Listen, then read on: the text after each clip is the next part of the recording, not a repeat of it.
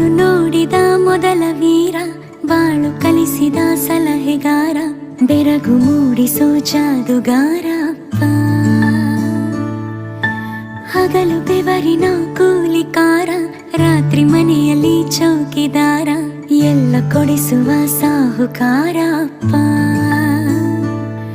ಗದರೋ ಮೀಸೆಕಾರ, ಮನಸ್ಸೇ